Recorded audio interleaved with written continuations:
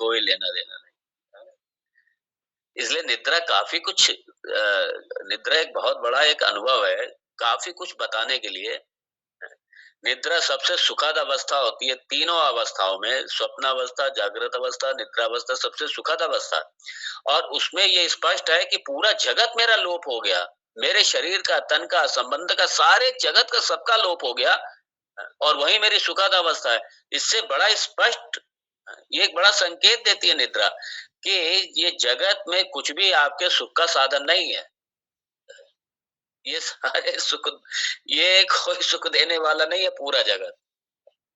और सबसे सुखी अवस्था तभी है जब सारा जगत छूट जाता है आपका, तभी सबसे सुखद अवस्था। लेकिन आसक्ति इतनी बड़ी होती है, अनुभव भले ही हमको हो गया, लेकिन आसक्ति इतनी बड़ी है जगत में, अपनी इतनी भयंकर आसक्ति है, क्योंकि आसक्ति आज की नहीं है ना, अनादिकाल से जो जन्म लेते चले आ रहे हैं, आसक्ति पे आसक्ति, परत परत पे परत जमी हुई है सारी, इसलिए बड़ा मुश्किल होता है ये।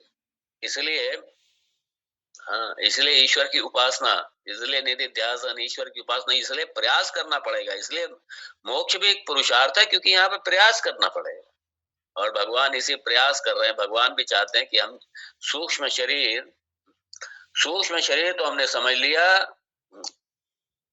और ये साधनम सुख दुखादे साधनम भवेत, ये साधन है सुख दुख भोगने का, सूक्ष्म शरीर।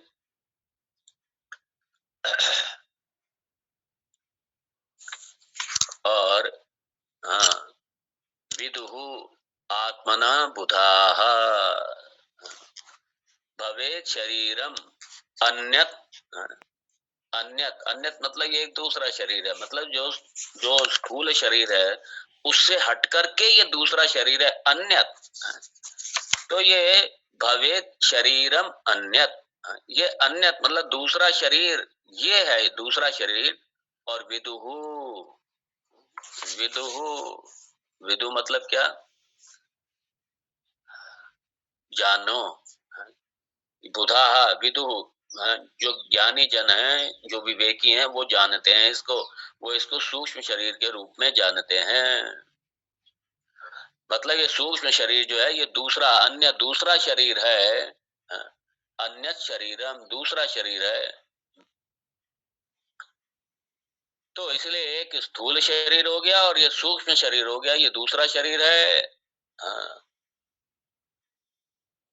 और बुधा विदुहु, बुधा मतलब जो शास्त्रज्ञ हैं, जो शास्त्रों को जानने वाले हैं।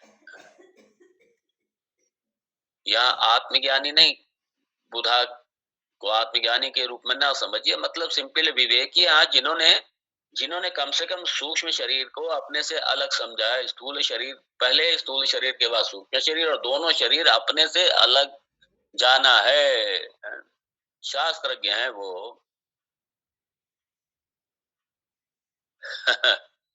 और इसलिए जो मॉडर्न साइंस है, जो मेडिकल साइंस है, या जो भी हमारे पास विज्ञान है, ये सूक्ष्म शरीर तक नहीं पहुंच सकते। सूक्ष्म मतलब सटल, सटल इनका विषय नहीं है। इसलिए, और आत्मा तो बहुत दूर की बात है, भगवान तो बहुत दूर की बात है। और ये शास्त्र ही बताएगा, ये शास्त्र बताएगा, ये विज्ञान थोड़ी बताएगा, ये शास्त्र बताएगा। और कुछ हद तक मान लीजिए मन के कुछ लेयर तक पहुंच भी गए हैं, मान लीजिए विज्ञान, वो भी एक अनुमान के आधार पे। इसलिए उनकी रोजाना शोध बदलती रहती है। अपनी शोध करेंगे और फिर कुछ समय के बाद नई शोध आ जाएगी, फिर नई शोध आ जाएगी, फिर उसके बाद नई शोध आ जाएगी। तो अपनी जो शोध है वो अपनी बाधित होती जाती है। सीधा सा बात है, इनका विषय ही नहीं है। हाँ, और ये शास्त्र प्रमाण है। और शास्त्र कैसा? अपौरुषेय, अपौरुषेय शास्त्र प्रमाणम।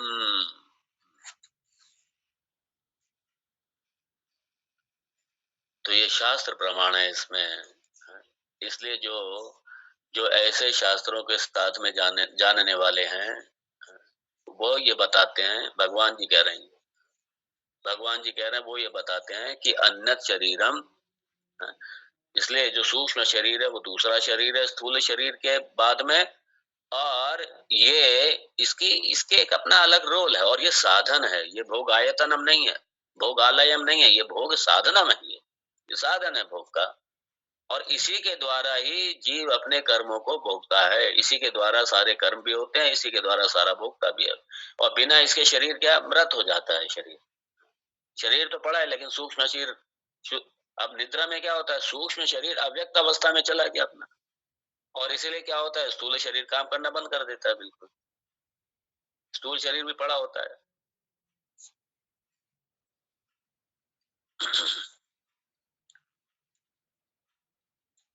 तो इसलिए बुधा मतलब शास्त्रज्ञ, शास्त्रज्ञ। और इसलिए सूक्ष्म शरीर क्या है ये शास्त्र बताता है, ये भगवान जी बता रहे हैं यहाँ पे। अब हम आएंगे कल कारण शरीर पर, कल कारण शरीर पे प्रवेश करेंगे। आज इतना ही। ओम तत्सत। ओम पूर्णमद पूर्णमिदं पूर्णात् पूर्णमुदच्यते पूर्णस्य पूर्णमादाय पूर्णमेवावशिष्यते। ओम शांति शांति शांति। हरि ओम श्री गुरुभ्यो नमः। हरि ओम। अब भले ही जय श्री कृष्ण। सभी को नमो नारायण।